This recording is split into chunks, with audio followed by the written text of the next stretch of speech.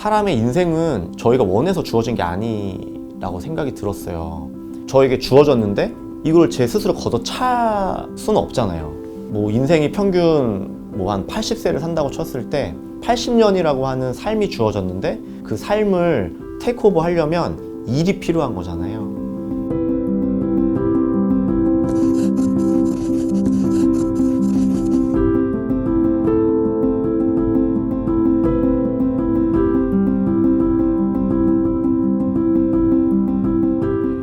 저는 CVG 그룹 안에 SHD 안에 SH 팀에서 탑이 밸브를 세일즈하는 세일즈 팀에서 근무를 하고 있습니다. 저희 팀은 메드트로닉이 취급하는 제품을 판매하는 거에 국한되지 않고 그 과정에서 저희가 어떤 클리니컬 지식이라든지 아니면 시술 때 필요한 그런 기술을 베이스로 해서 세일즈 인크리징을 시키는 그런 업무를 하고 있어요. 그래서 보편적인 뭐 제약 영업이라든지 그냥 단순한 소모품 영업이랑 조금 차별화된 기술 영업 쪽에 조금 더 치우쳐 있는 세일즈라고 저는 생각을 합니다.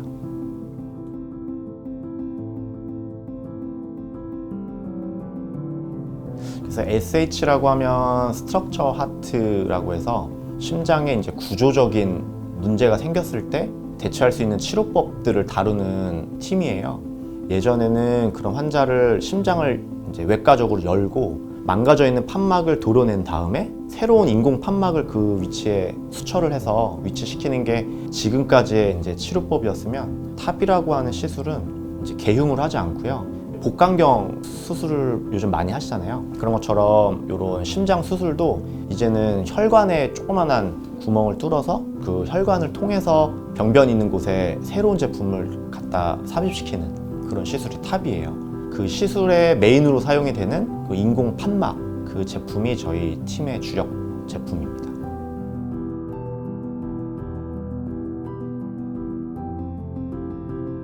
메드트로닉 지금 SH 탑이 일을 하게 된 게 2014년도부터예요. 그러니까 지금 만 5년이 넘어가는 시점이고 그 전에 만 4년 정도는 다른 EP 쪽 프로덕트 세일즈를 했었어요. 그쪽도 마찬가지로 공통점은 심장내과 교수님들을 대상으로 하는 세라피였고요. 또한 다른 공통점은 그 세라피 또한 케이스 서포트, 인서비스를 베이스로 한 세일즈예요.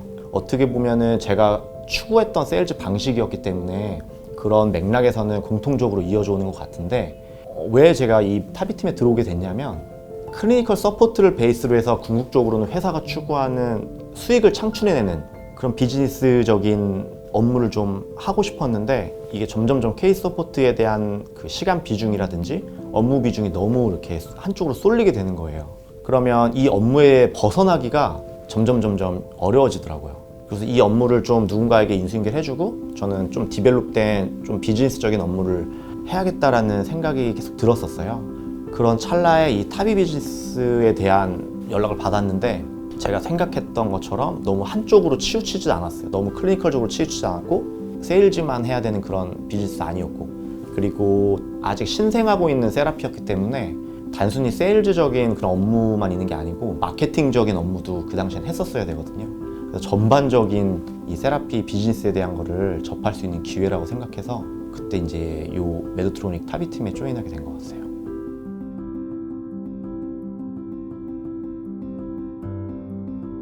뭐 그 전과 비교했을 때는 조금 나름 디벨롭이 이미 된 세라피였기 때문에 조금은 국한된 범위 안에 테리토리 안에서 일을 했어요. 그렇다 보니까 병원 커스터머와의 관계에서도 제가 담당하고 있는 일정 커스터머와의 관계만 있었는데 지금 타비는 제가 조인했을 때 그 당시에 한국에 타비를 하고 있는 센터가 3개 센터밖에 없었어요. 3개 병원. 그리고 요 타비 팀에는 박경화 부장님 혼자서 일을 다 하고 계셨거든요.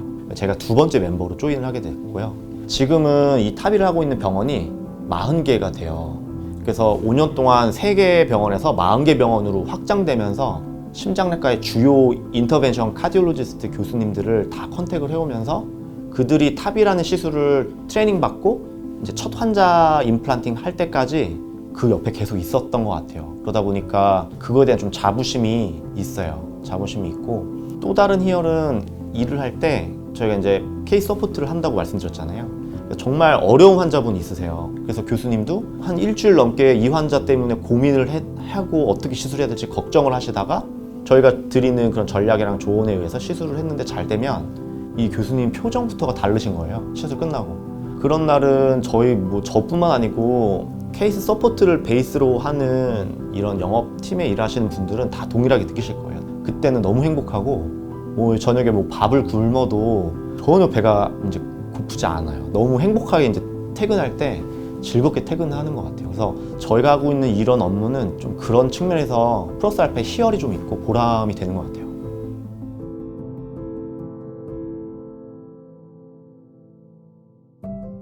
두 가지 측면이 있을 것 같아요. 하나는 메디컬 디바이스 외국 회사에 세일즈를 인크리징 시켜야 되는 그런 부분이 있고요. 다른 부분은 저희가 전문 의료인은 아니지만 준 의료인으로서 그 시술을 고민하고 환자의 나은 삶을 위해서 노력을 하는 그런 클리니컬적인 부분으로 나눌 수가 있는데, 그 두 부분에서의 그 고민과 애로사항이 또 그거에 따라서 나뉘는 것 같아요. 하나는 저희 세라피 자체가 좀 신생이다 보니까 사람들이 잘 모르세요. 저희가 일하면서 얻는 애로사항을 다른 부서나 이제 다른 분들께 이제 커뮤니케이션 하면서 설득시키고 이해시켜서 같이 협조를 구하고 하는 과정이 지금까지 좀 어려웠는데, 지금은 타비가 많이 알려지고 회사 내부적으로 많은 서포트를 해주시고 계셔서 사실은 지금 많이 해소가 된 것 같고요. 클리니컬 서포트 측면에서는 저희가 좀 투머치하게 그 환자분 시술에 대해서 되게 집중을 많이 하고 마치 이 환자가 내 환자인 것처럼 생각을 하고 준비를 하고 시술에 들어가요. 왜냐면 저희가 말씀드리는 레코멘데이션이나 그런 내용에 의해서 디바이스의 사이즈와 시술 전략이 바뀔 수 있거든요. 근데 그런 바뀐 것 때문에 시술을 했는데 환자분이 잘못된 경우가 있어요. 물론 교수님이 그거에 대해서 저희들한테 책임을 묻진 않으세요. 근데 저희들 스스로 어떻게 보면 좀 책임을 얻는 거죠. 다르게 표현하면 투머치한 주인의식이라고 해야 되나요? 시술에 대한? 그런 일이 겪었을 때는 되게 심각한 경우는 좀 길게 가는 경우도 있었던 것 같아요. 저 같은 경우는 한 1, 2주 정도까지는 계속 그런 경우가 가고, 저희가 교통사고 한번 나면은 비슷한 상황이 됐을 때 트라우마처럼 생기는 게 있잖아요. 그렇게 좀 많이 트라우마가 생기는 게 좀 정신적으로 좀 힘든 상황인 것 같아요.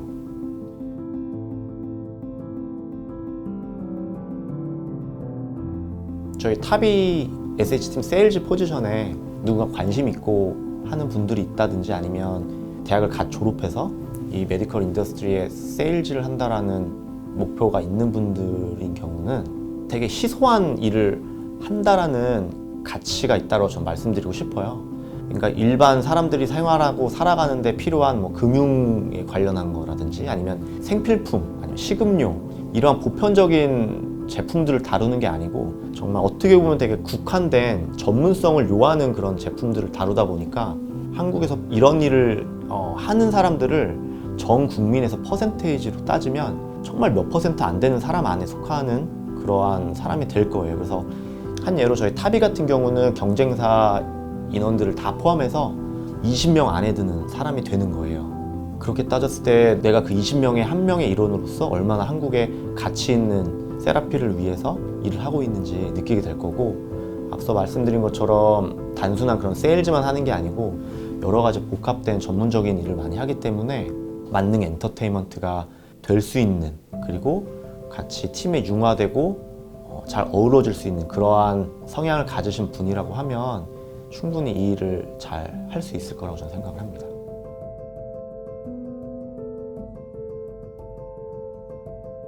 단 한 번도 이런 생각을 해본 적이 없었던 것 같아요. 지금 직장 생활 10년 넘게 하면서 어떻게 보면 이게 진짜 제 진심인지 모르겠고 그냥 급조해서 만든 제 추상적인 그런 내용인지 모르겠는데, 일단 현실적인 그런 제 단기 목표라고 해야 되겠죠.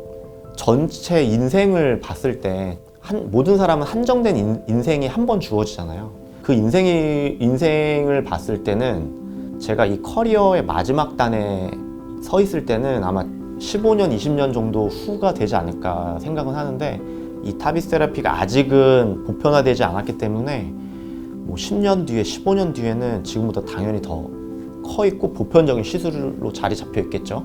그때 됐을 때는 이 세라피의 한국의 원로 멤버로서 이 시장을 리딩하고 있는 사람 중에 한 명이 되는 게 제 단기적인 목표고요. 전체 인생을 봤을 때는 그 중에 주어진 약 한 30년 동안의 커리어인 요 구간 동안에 허송세월 보내지 않고 뭔가 알차게 다양한 일을 했다라는 기록으로 남았으면 좋겠어요. 그리고 나중에 언젠가 이제 눈을 감거나 아니면 제 한 일생을 한번 되돌아봤을 때 되게 기억이 많이 남고 알찬 30년을 보냈구나 라는 생각이 있다고 하면 후회 없는 인생을 살지 않았을까 싶어요.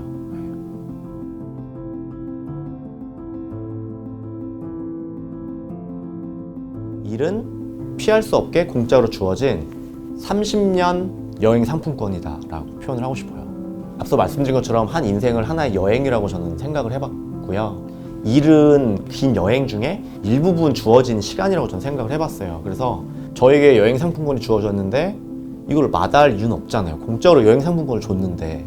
근데 일이라고 하는 거는 2박 3일 여행 상품권의 개념이 아니고 30년이라고 하는 여행 상품권이라고 저는 생각을 해서 노숙이라는 숙박을 하면서 여행도 해보고 배낭여행도 해보고 초호화 호텔에서도 한 10일 자보고 다양한 그런 여행을 해본다고 하면 다시 은퇴를 해서 내 개인의 가정의 삶과 내 자신을 위한 노후의 삶으로 돌아갈 때가 30년 여행 상품권을 다 쓰고 돌아가는 그 시점이 아닐까. 그랬을 때 나 여행 상품권 공짜로 주어진 나의 인생 30년의 여행 상품권을 정말 알차게 썼구나, 후회 없지 않을까 싶어요.